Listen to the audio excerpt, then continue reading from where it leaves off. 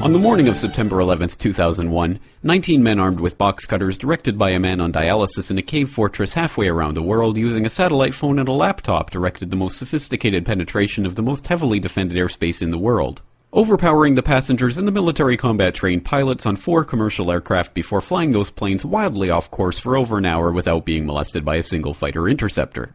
These 19 hijackers, devout religious fundamentalists who like to drink alcohol, snort cocaine, and live with pink-haired strippers, managed to knock down 3 buildings with 2 planes in New York, while in Washington a pilot who couldn't handle a single-engine Cessna was able to fly a 757 in an 8,000-foot descending 270-degree corkscrew turn to come exactly level with the ground, hitting the Pentagon and the Budget Analyst Office where DoD staffers were working on the mystery of the $2.3 trillion that Defense Secretary Donald Rumsfeld had announced missing from the Pentagon's coffers in a press conference the day before, on September 10th, 2001. Luckily, the news anchors knew who did it within minutes. Osama bin Laden. The pundits knew within hours. Osama bin Laden.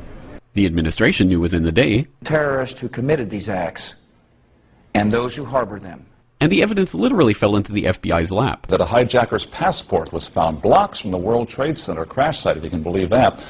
But for some reason, a bunch of crazy conspiracy theorists demanded an investigation into the greatest attack on American soil in history. That investigation was delayed, underfunded, set up to fail, a conflict of interest, and a cover-up from start to finish. It was based on testimony extracted through torture, the records of which were destroyed. It failed to mention the existence of WTC-7, Able Danger, P-TECH, Sibel Edmonds, OBL and the CIA, and the drills of hijacked aircraft being flown into buildings that were being simulated at the precise same time that those events were actually happening.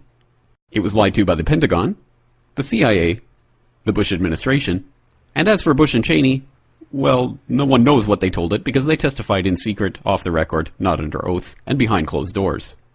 It didn't bother to look at who funded the attacks because that question is ultimately of little practical significance.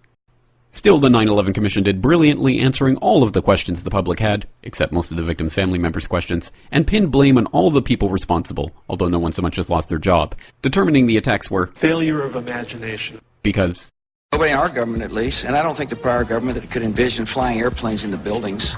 Except the Pentagon, FEMA, NORAD, and the NRO. The DIA destroyed 2.5 terabytes of data on Able Danger, but that's okay because it probably wasn't important. The SEC destroyed their records on the investigation into the insider trading before the attacks, but that's okay because destroying the records of the largest investigation in SEC history is just part of routine record keeping. NIST has classified the data that they used for their model of WTC-7's collapse, but that's okay because knowing how they made their model of the collapse would jeopardize public safety. The FBI has argued that all material related to their investigation of 9/11 should be kept secret from the public, but that's okay because the FBI probably has nothing to hide.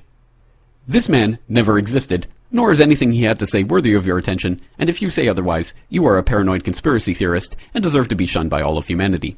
Likewise him, and her. And her, and her, and him.